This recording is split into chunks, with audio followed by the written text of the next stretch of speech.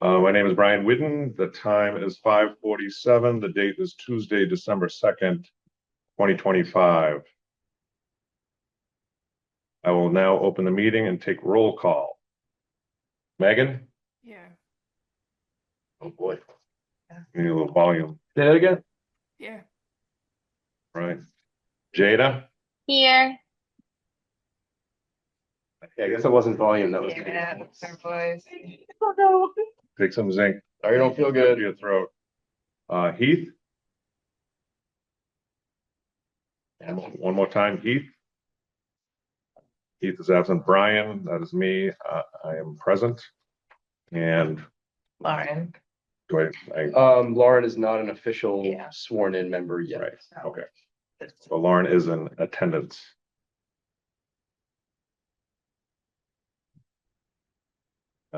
So please note that we are doing a virtual meeting. If a member of the virtual public would like to make comments during a public hearing, please use the raise hand function on Zoom and you'll be assigned a speaking time. If you're listening in via telephone dial-in, press *9 to raise your hand and then *6 to unmute yourself. This meeting is being recorded by the local scene and a record of this meeting will be posted on the local scene website as soon as they are able. Anyone intending to make an audio or video recording of this meeting should notify the chair at this time. On to business. Updates. First on the agenda is the agent update on projects needing attention. And for that, I'll give that over to Matt. So I guess the biggest thing is already on the agenda is the Henrich parking area. That's something that hasn't really had any progress at all. And we have it there as an action item. Nothing else off the top of my head that's really like super pressing need that hasn't been getting done. But when we get to the inventory spreadsheet, maybe they'll prompt some ideas. I'm going to pull that up in the background now.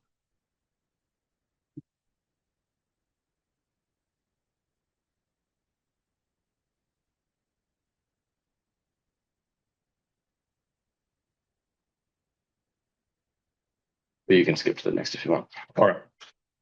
Second on the updates is the Bates Pond Accessible Trail update.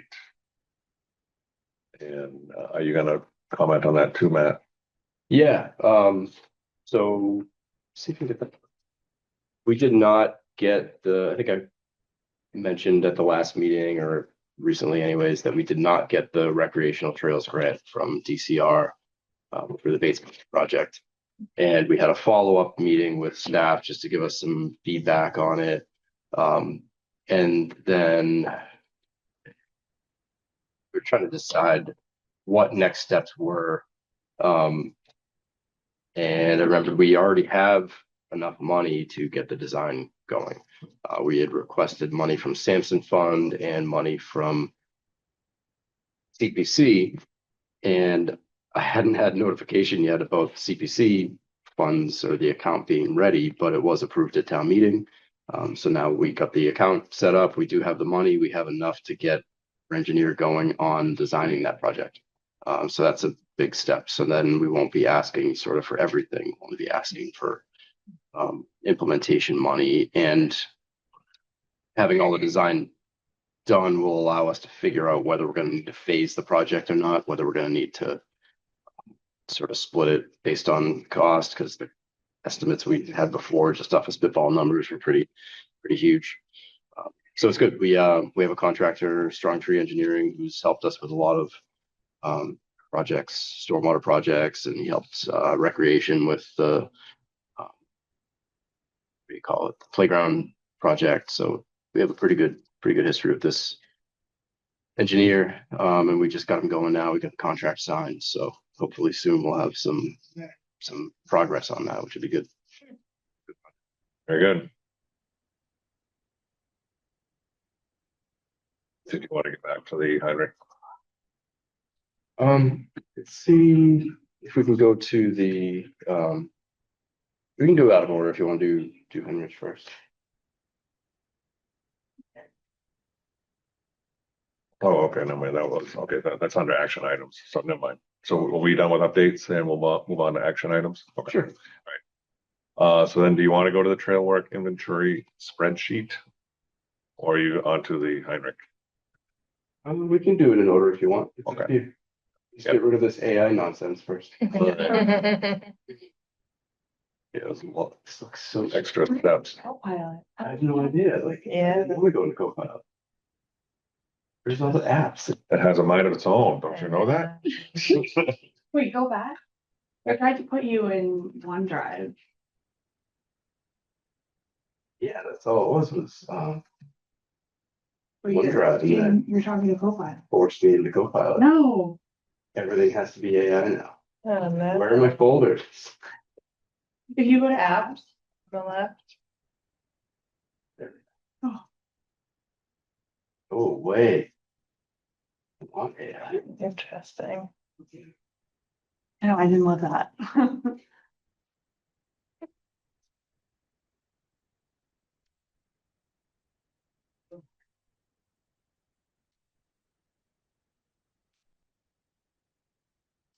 Yay.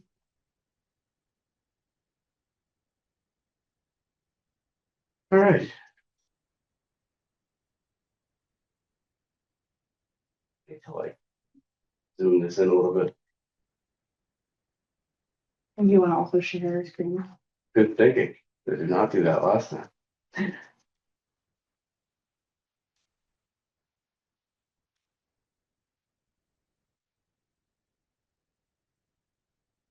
So I will say that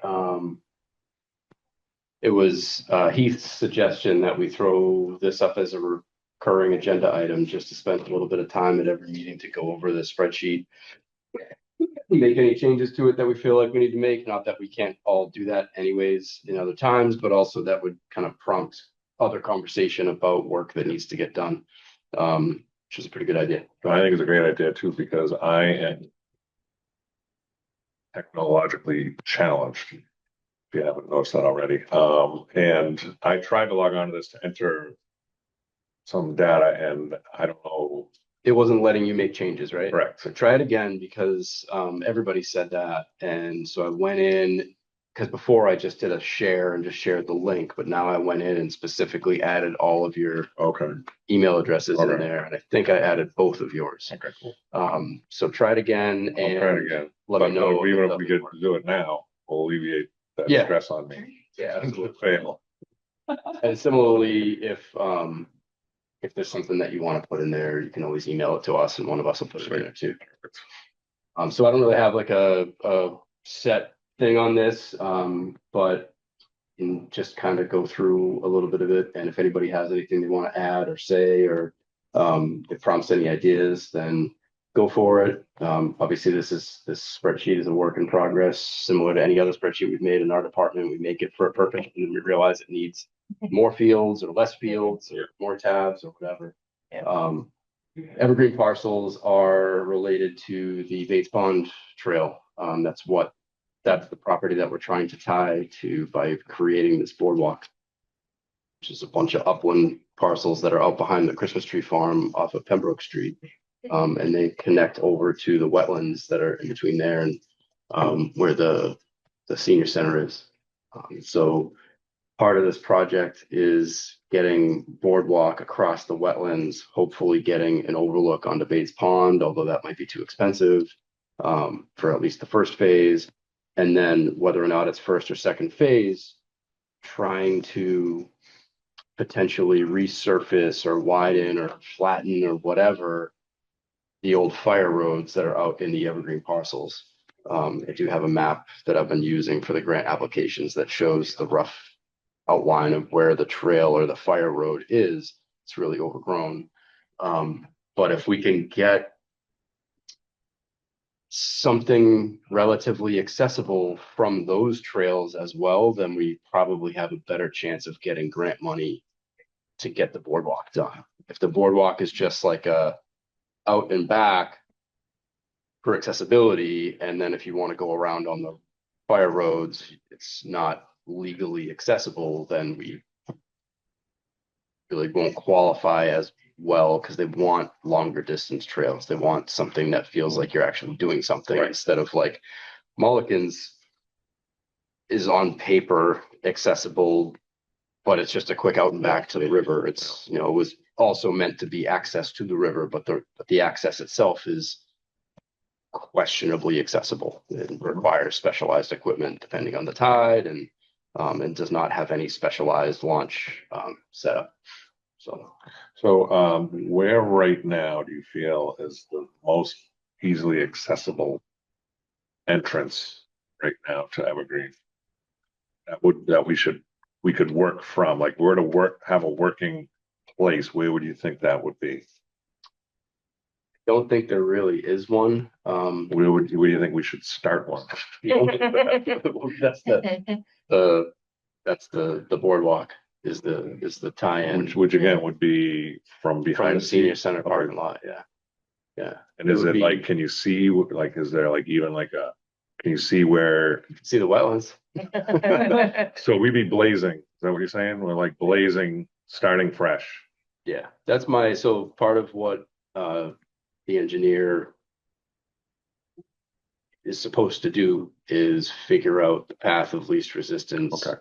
And actually go out there and field proof it. All right, so I'm not going in there with my chainsaw right now, it's just going crazy, because that's what I would do tomorrow. Now, the evergreen lots themselves,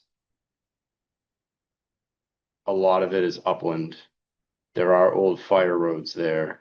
Yeah, but- One of our former conservation commissioners lives where the only access is, and I put access in quotations because I don't know if there's any legal access there. I don't know if there's an easement or not. I'd have to look that up.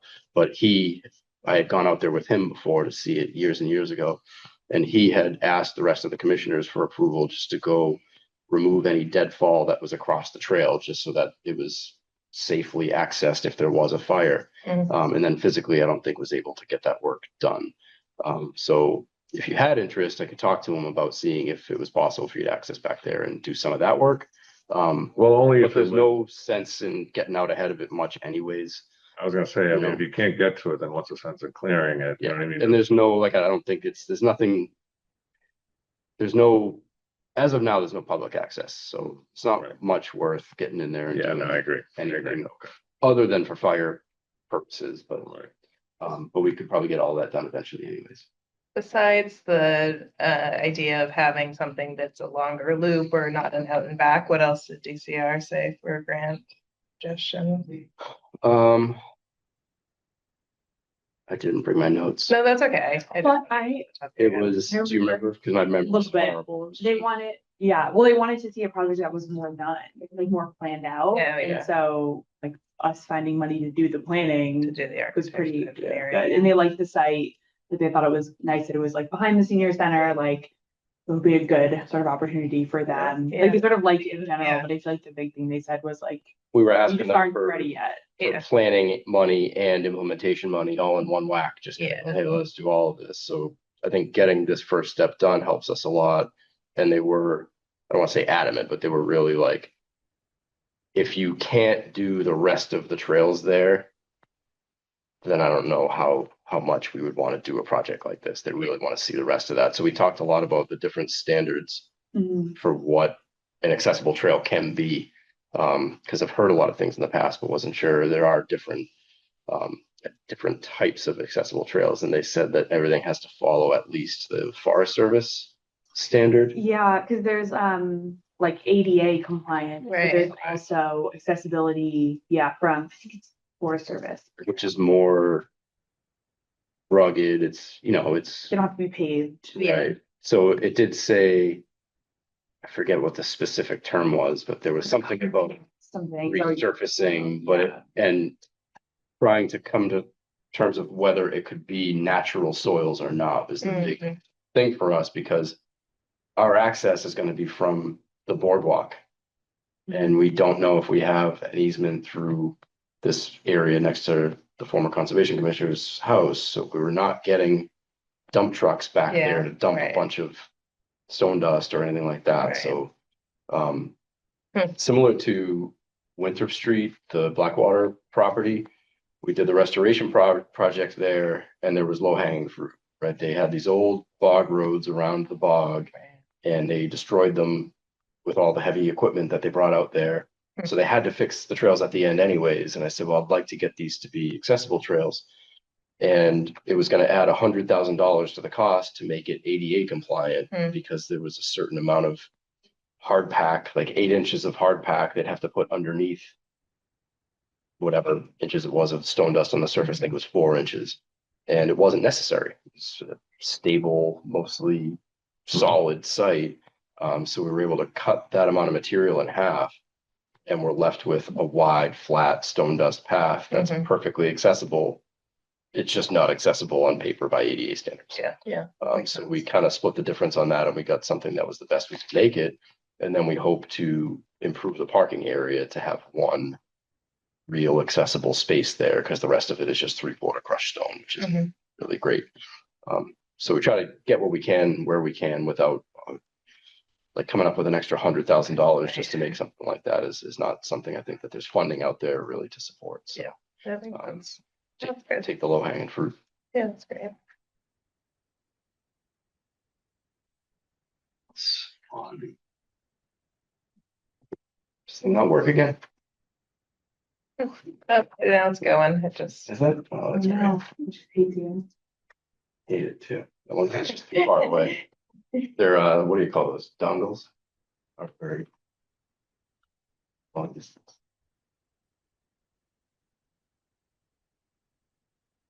I believe these trails are mapped now, but I'll just leave that for now because it's the whole project is. Bay Farm. Bay Farm is a property between Kingston and Duxbury. One of the parcels in Kingston is owned by DCR. They don't do anything with it. It was more, they bought it so that Duxbury and Kingston would come together, or they helped out with the purchase. But it is managed on paper by all 3 entities, but it's mostly just Duxbury does their side, we do our side, we collaborate a little bit. We manage our sides completely differently. The Kingston side over the last 20 years turned into more of a coastal forest, whereas the Duxbury side, they mow it every year, if not multiple times a year. Since I've started, we did have one field that was being mowed. I've shifted all of our field mowing to be more ecologically beneficial, to not eliminate all stem nesting insects. So we sort of do no more than half in any given year. And then the rest of the property, it's been really hard to keep up with maintenance. It's hard to keep up with mowing anyways, because it gets so wet out there. But Wildlands Trust has helped over the last couple of years build some boardwalks. Was it Buildex donated some lumber, I think it was last year, and Wildlands Trust had some volunteer events where they built bog boards, because just a lot of the trails out there too are just soaking wet for most of the year and not really passable.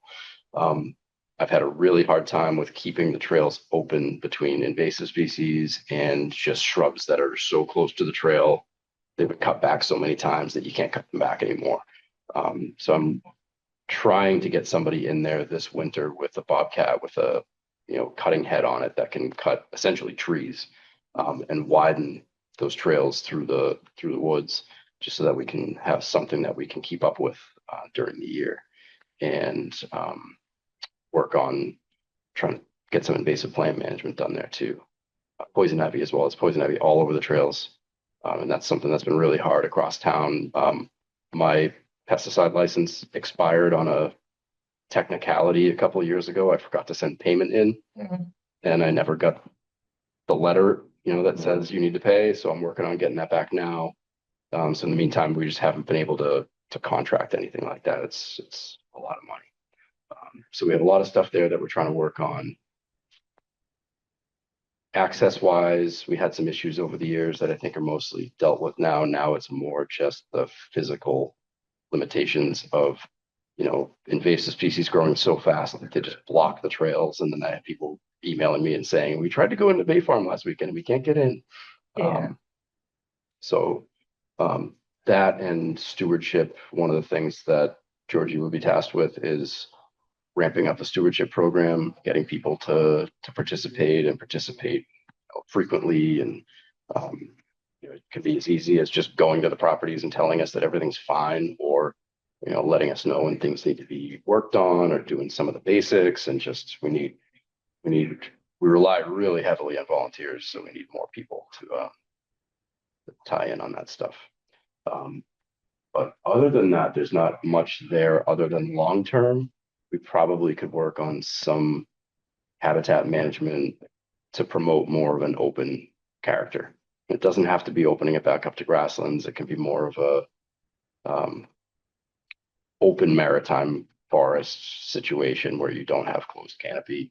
There's a lot of invasives in there, a lot of Norway maple, things like that that don't provide much in the way of benefits. So we can do some beneficial work there over the long term, but in the short term, I just want to get it to where we can actually maintain it so people can use it. Any Bay Farm questions? Nope. Did we lose Jada and Megan? No, I'm still here. Awesome. And I shared my screen so you can see it. Yeah. Perfect. I'll skip Blackwater because we've already talked about that a bunch. Can you just plug me into land storage for Blackwater? Do we have to vote on that or anything like that? No, you just email her and say, hey, I want to be a land steward for anywhere you want. Do I have to email you? Can I just tell you right now? I'll write it down. There you go. Right, I go through there like Yes. a few times a month anyway, so. That's so fun. I want to volunteer for Bay Farm. We go there all the time. Okay, great. Except Wow. for it is really wet and the Kingston. Do you stay on the Duxbury side? I mostly stay on the Most people do. Duxbury, but No. but we go in the woods too. We do. But you're right. Your description is perfectly accurate. Absolutely. I do have Bay Farm. So I went for a CPC grant, successfully got a CPC grant a couple of years ago to work on kiosks, signage, just the general interacting with the public side of a physical interacting with the public side of these properties. And one of the things we're going to do is create wayside exhibits. So those like 2 foot by 3 foot plastic signs with the information about the property that are tilted back at an angle when you get to a property, not a full size kiosk, just a little bit of information. And one of them was going to be Callista, one of them was going to be Bay Farm. When I did this, I left it to myself to do all of the design work on my free time, which is super abundant. Instead of spending thousands of dollars per sign to have a random graphic designer who doesn't know anything about the properties make them. Callista is designed. Bay Farm needed to be done. I was ordering both of them together. I ran into a hiccup with Bay Farm in the sign in the word Adina, because I found an old 1930 era development brochure that was put together by the Lorings, and it said Adina, and it had reference to that being of some indigenous origin with not so great wording. And I thought before using that or using even that term on the sign, I should reach out and see if there was any. You hear this a lot that was of like Wampanoag origin, meaning a great place to be or something along those lines. And I got held up for quite a while down the rabbit hole of having the Wampanoag Language Project look into that. And they ultimately came back and said, yeah, we don't see that that's real. We can look into it more if you have more historical references to that use and just pay us for our time. And I passed that on to eventually Ken Brack, who was doing the Kingston 300, and he followed up on it, and they came back with that. Yeah, that's just not. There's nothing that indicates that that was ever something that was a Wampanoag word or that it came from a Wampanoag word. So it's just something that somebody made up, probably to try to sell the property. So it doesn't mean that people can't say Adina in Kingston. It's just you don't say that it came from somewhere where it didn't. But that held me up a lot in making that sign, and it's still not finished. So last month or the month before, maybe I finally just went like, okay, this is ridiculous. It's been years. And I ordered the Callista sign. So that should be in hopefully within the next couple of weeks. So we will have the wayside exhibit installed there. And I think it was 2 years ago at this point, we got CPC money to put a parking area in at Callista. There was no access there at all. It was all curbed. So now there's access. There's a little paved parking area for 2 vehicles. We have the split rail fence around it. It's going to be perfect once we have the sign there with it as well. In the last 2 years, we've been contracting Kingston Landscaping to mow a trail through the field. It goes down and makes basically a loop around the field. And then off the back of the loop, there is a short trail that goes into the woods. Again, it's a coastal woodland, and it leads out towards the salt marsh. It gets out to the railroad tracks, which you definitely wouldn't legally cross ever. But if you did, you'd end up out with a pretty good view of the salt marsh and everything back there. We've been working for a few years on managing the field to be sampling grassland instead of a just post-agricultural field of non-natives. And it's going pretty well. You get a lot of little blue stem out there. We had a contract, I believe it was last year, that sprayed black swallowwort, and there's a few different knapweed species that are invasive out there that were really prevalent, and that keep a lot of the native species from getting established there. So we're trying between changing the mowing regime and just from any angle we can to try to change that into the rarest habitat type in Massachusetts, sampling grassland. Hoping we can get the bobolinks to stop on their way to Bay Farm, and it's like just on the low end of what they would likely use for habitat. But if we can make it better, then we're hopeful that maybe they will. So in general, I think at that property, things are going pretty well. We had maybe one instance last year or the year before of somebody going out on a joyride there and just like spinning around in the field and taking off. But when that happens, if it's just occasional, it heals up. So nothing major planned there beyond hopefully that sign coming in pretty soon. Feel free to stop me if you want me to stop. I don't have to go through every property tonight. Yeah, no, go ahead. Yeah, you don't Um, have to go through every, we'll be here all night. yeah. Which one did you want to add to the list? I'll quickly talk about Cranberry Watershed just because I've been in there recently, and I'd be a steward for that one too. Because I go I'll in, write it down. please do. I'll send you an email too.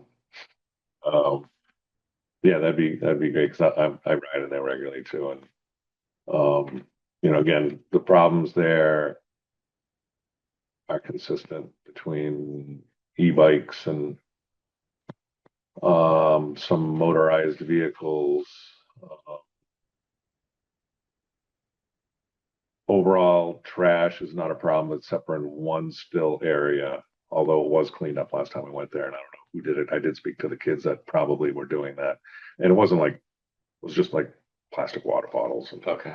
it wasn't like anything. Have you seen the area with all of the dirt bike activity where they Yeah. were shoveling, making mounds and cutting trees and that stuff? Yeah, I did. That's the area where the trash was too. Okay. Yeah. We have a camera on that now. Oh, you do? We've had a camera on it for the last couple months, and since we've had a camera on there, there's been almost no Uh, like illegal activity. Okay. I have seen kids on like just bicycles, but Yeah, not even really you probably saw me there. e-bikes. I mean, e-bikes sometimes are kind of hard to tell Yeah, on Yeah. camera, but like what was out there for sure was people were ripping that up pretty good, and the EPOs were on it too.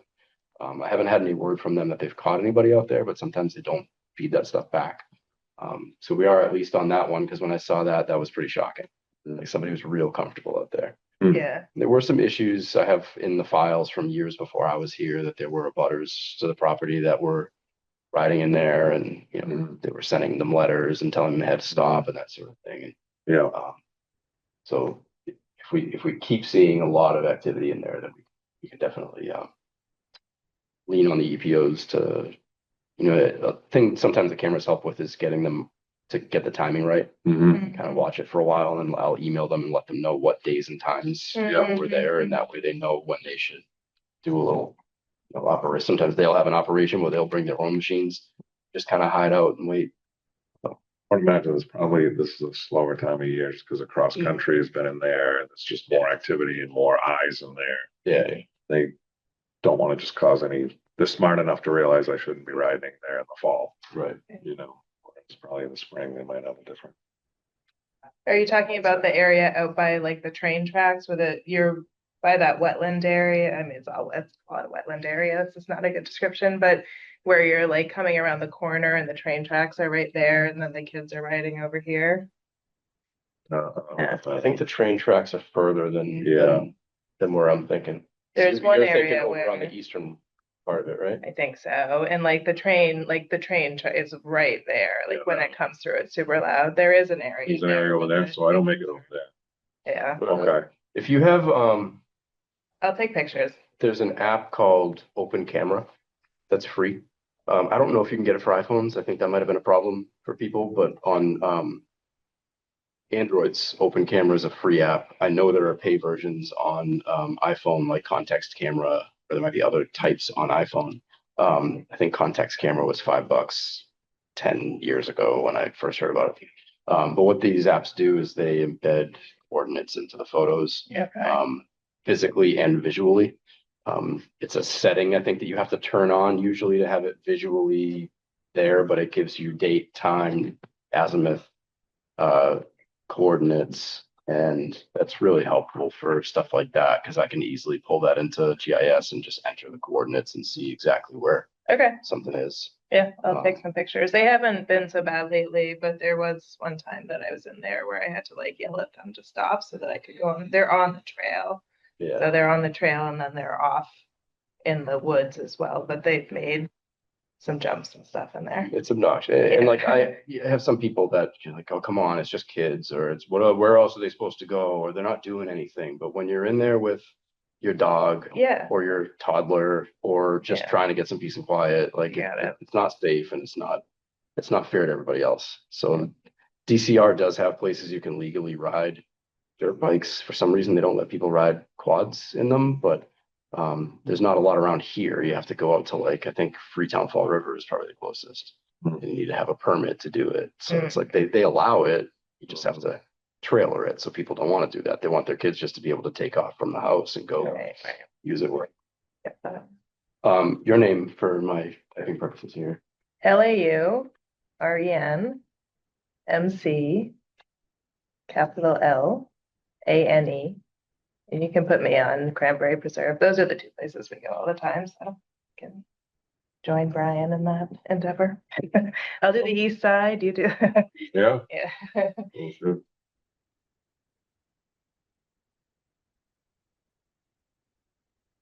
I need to ask them for better Bluetooth I know. thing.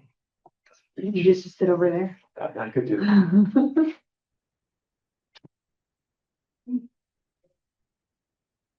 Cool. And then other random things, Cranberry Watershed Preserve. We've worked with the school to kind of allow them to reopen some trails that had grown way in because we had a culvert washout this year that we can't replace. We don't have any money for it, and I'm unlikely to put a culvert back in there. Might just take the opportunity to have, it's basically a stream, and just have the stream flow through and bring the trail back from it. So they had to kind of get their way around on an older trail. So we've been working on that. And then long term, hoping that we can do a bigger version of what we did at Blackwater here for ecological restoration and just get rid of all the old cranberry infrastructure and make it better for wildlife. To say, not that you don't see wildlife at Cranberry Preserve, but you don't see as much as you should, given the size of the property and the amount of wetlands that are there. It's a lot of it is definitely still impacted by that infrastructure. I was wondering about that culvert. Somebody fell through actually. Did they and really? Very lucky that they didn't hurt themselves. Yeah. Like, it was the culvert rotted, but there was enough crusted dirt on the top that as all the water rushed through, and we don't know when that fully degraded, but finally it must have been so thin at the top that somebody was walking through and he fell right through. That's so scary. Yeah. I know. One other random thing is we're going to create habitat management plans for all of our properties and trail management plans. We have some property management plans that were created with facilities and highway and rec, just trying to get at when the departments were going to work together on certain properties, but we don't really have true management plans for our conservation properties, and we should. something as simple as Sampson Park, where Sampson's Pond used to be, is now an amazing floodplain with really high diversity of floral diversity and everything else. And it is transitioning to its end goal of being a pine oak forest like everything else is. And also being filled in with Phragmites. So we want to make sure that frag gets knocked back, but also it might be the most beneficial to keep that in more of an open floodplain state than to allow it to become what the rest of the 300 acres there is. So we're going to work on management plans, especially now that Georgiana's here. We'll work on that stuff for all of these properties, and it will help guide some of this stuff. That's great. Cool. Enough of this? Yeah. Cool. We stopped at the C's. We'll remember that next.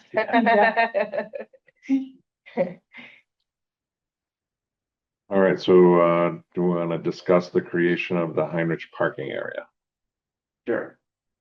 Right.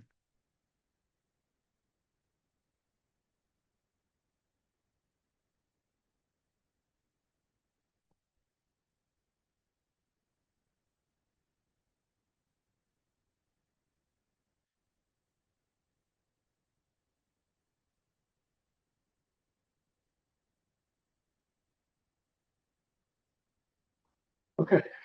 I think I've gone through a little bit of this before, but this is the parcel that we got most recently where we're going to put the parking. We had tried to do it down here, and then we had this wetland delineation done and found that the area was way too wet. The wetlands came all the way basically up to the street, and there was a stream that came through there.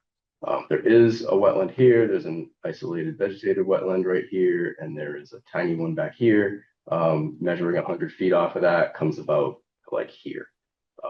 So we likely will still have to file something for this, but it would be allowable use. There wouldn't likely be any pavement in there. We would do similar to what we did at Blackwater, which is that 3/4 crushed stone, and probably just have parking for like, I don't know. But that's, I guess, what's up for debate, and we should have a site visit to just kind of get there and look at it and measure stuff out. But my guess is probably only 2 or 3 cars you're going to get to park in there. I don't think we're getting anything bigger than that, but that's better than nothing.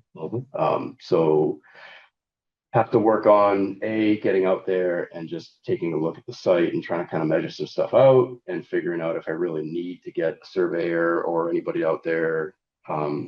Chances are with something like this, we could just file an RDA and not really need survey grade plans. It's just a gravel parking area. So ideally, I can probably use this wetland delineation and throw the buffers on there. I added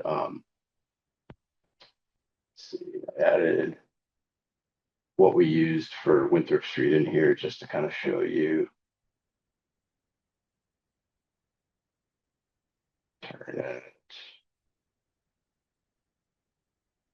Hate that you can't tell what it is already. I complain about this at every conservation meeting. You never know. What will be. In this case, we did have a survey grade plan of the proposed parking area done because that was a requirement for other reasons. But we didn't end up using what they provided. And I did this amazing marker job here of just kind of showing where that wasn't going to happen and changing it to where what we actually were doing, and then just coloring in the wetland buffers based on the standard that the commission uses. So this is what we used for the permitting on the Winthrop Street parking area. And this one was a lot more, I would say, something that would be more scrutinized because of Sampson's Brook. But again, no impervious surface. It's all coarse stone. The reason why we use the 3/4 to make sure the water got into the ground and it's not getting super compacted. So we do a similar thing there. So we probably wouldn't need much more than sort of a sketch like this on the plan that I already have in order to get it through permitting. And then it's just a matter of where are we getting the money for the materials and who's doing the work. We were really lucky with Winthrop Street, Blackwater, that Norm Short had a machine and he just came over and he donated all of his time and equipment to ripping the tree stumps out that were there. Jim Franklin worked a lot on cutting the trees, and then Norm came and ripped the stumps out, graded it. You know, we had the stone dumped there, and he spread all the stone out. So we would have to find somebody to do a lot of that here. How much, so I don't know the property at all. But I have a small tractor, backhoe and front loader. I don't know how big a stumping it is, but I can certainly spread gravel. Yeah, and that's where I think, you know, getting on site and trying to get a feel, you know, we could bring the 200-foot tape and the 100-foot tape and just kind of get a feel for what 2 or 3 cars worth of parking looks like and how much clearing we would need to do in order to, if there's a way we could shift things a little bit that would make for less clearing. And clearing, would that be something that we would be able to do ourselves, or is this something that has to be contracted out?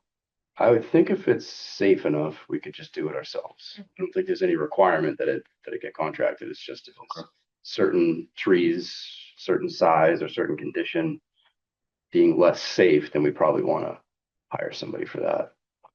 Could we merge this discussion in with the scheduled workday and make that a scheduled workday and go in there and do what we can do and what's safe to do and see how much we can get done? I would say we would start with just a recon day. Okay. Would need to get a permit for the actual work. Okay. But the recon would not just be the parking area, but the trails as well. Exactly. Yeah. Because there are trails in there that already exist, so it would be good to walk those. And we could probably invite Tommy Bouchard because he lives nearby, and he might have made half of those trails. It's just a little hunting paradise back there. But we also had some people that live near there reach out with concerns because they believe there either already are trails that go behind the house, or I must have made a sketch plan based on some existing trails that showed it being really close to their house, and people wanted to make sure that, you know, we were as nice to them as we could be when we were finalizing where the trails are. So it would be good to get out there and GPS everything so we have a really good idea of what's close and what's not, whether a lot of these trails actually connect, where they go. It's pretty wet out there. That first map that I had. This is the DEP wetlands layer. So it's not necessarily accurate, and there is a lot of wetland there. But you know, I think this is what it was. I kind of threw out this estimated, here, it would be great if we did this. Go across here, try to cross these wetlands, go around, make use of the uplands, just try to make the trail be as long as we can get it. Exactly. Without having to make a ton of boardwalk. And some people reached out and went like, yeah, this is way too close to my house here. Like, so we just want to make it as best we can without aggravating everybody. I got a lot of phone calls and emails when I sent out the information about this, and people were really agitated about anything changing. So I'll try to minimize that type of stuff wherever I can. What happened before was there is an easement off here, but it goes right through somebody's yard, and people were being antagonistic to anybody who was showing up there trying to walk through. And there's no place to park legally, so it was just a little access easement off the road. And so that's sort of what prompted trying to get better access into here. You can see it very well on this, but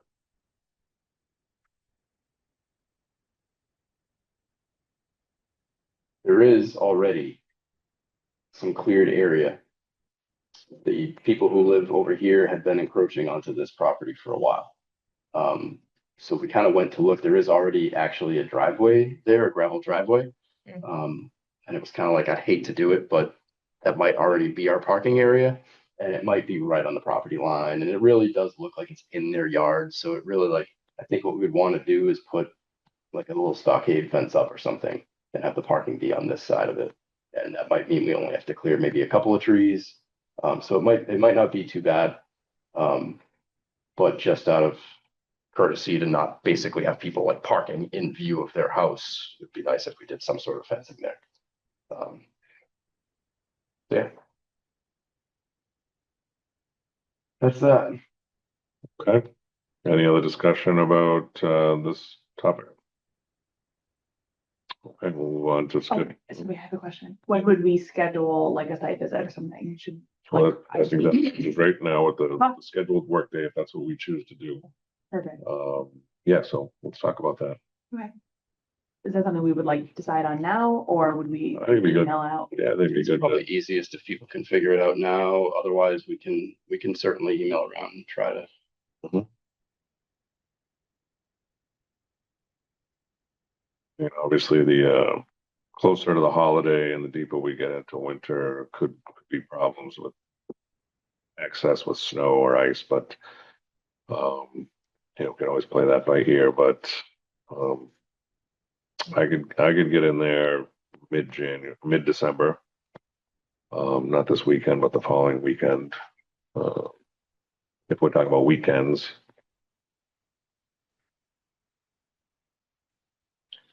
Do you have any preference or? Oh, I hate weekends. Okay, all right. But it's, I mean, but I also like getting this stuff done. Right. So I understand also that everybody else Yeah, would prefer weekends. So yes, it's, yes, exactly. What's the second Saturday? Is that? Or so this weekend is what, the 7th, 6th? It's the this weekend's the 13th. 6th, next to be the Yeah, 13th. Yeah, what about Saturday the 13th? We do that. I'd be fine with that. Say meet, where would be the meeting place?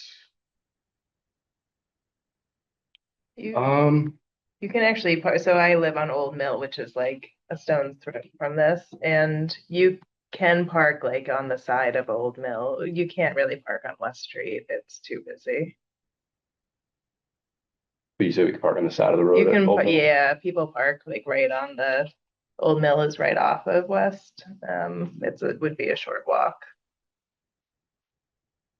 Is this Old Mill? No, that's that other one. What's his name? I can never remember. Yeah, God, there's no like. but that's like a blind corner, although it could be possible. I think you're closer down my end though.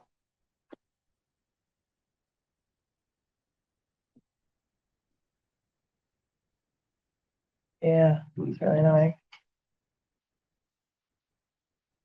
So go like the southern end there. Um, like, yeah, Old Mill is just sort of I a, think you're not sharing your screen again. Did that on purpose just so that Jada and Megan would wonder what I was doing? Oh, perfect. Jada, can you see the screen? No, I didn't share. No, you didn't. Okay. There we go. All right. So yeah, Henry. So Old Mill is right yeah, here. people park like kind of down that bottom end. This It's not is the- too hard to make the corner with that. yeah, this is the lot right here. Oh, So yeah. it's only like 4 houses down from Old Mill if you park there. So yeah, we'll say park on the side of Old Mill Road, on West Street. Don't get run over. Don't get run over, yeah. Wear orange or something. People drive fast on that road.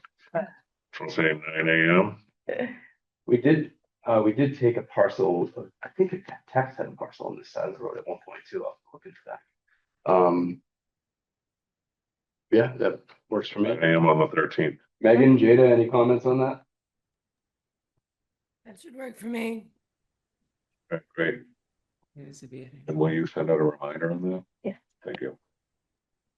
Okay, very good. We'll move on to open forum. Does anybody have any discussions for open forum? Any new business? No. I just sent an email out to probably an hour ago about the 2025 state biodiversity goals. Take a look at it. It has an attachment on it. It's really cool. And I think we can try to work that into some of the stuff we do, obviously here. And I'm going to see if we can get some of the other town boards to buy in a little bit. I know planning board already has some really good stuff that they do, but we might be able to get them, ZBA, even BOS, and a few land permits that they see just to try to get as much benefit as we can. Great. Moving on, meeting minutes from September 2nd, 25. Did anyone have a chance to read the meeting minutes?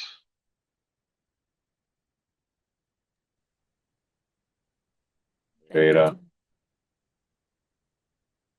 I did. I did. Sorry, my laptop is being weird. So if I delayed, it's because I have to click on my AirPods to talk. So it's weird. Okay, thank you. Megan? They look good to me. Okay, so to approve meeting minutes, I'm gonna ask for members to vote. Megan, you approve the meeting minutes for 9/2/25? Say I aye. do. Jada? You too. And I as well. So we approve the meeting minutes from 9/2/25. Next, future meetings. Do we want to do the first Tuesday, January 6th. January 6th? We'll ask Jada, will that work for you? Say aye. Bye. Megan? Works for me. Aye. And I'm an aye as well. So we will have our next meeting on January 6th. Hopefully Lauren will be I will make The- sure I get sworn in. be official. January 6th, 5:45. Tuesday. You got it. All right. If there's nothing else, we'll close up this meeting. As we said, the meeting will be Tuesday, July 6th, starting at 5:45. The time now is 6:38 on Tuesday, December 2nd. Will a member make a motion to adjourn the meeting? I'll I make can that make the motion. motion. Oh, sorry. All right, Jada can make it. I'll second it. Okay, I'm gonna accept Jada's motion to close the meeting, and we're gonna accept Megan's for a second. And I will ask each member to vote on closing the meeting. So Megan, Aye. Jada, Bye. and myself, aye. There ends the meeting. Thank you very much.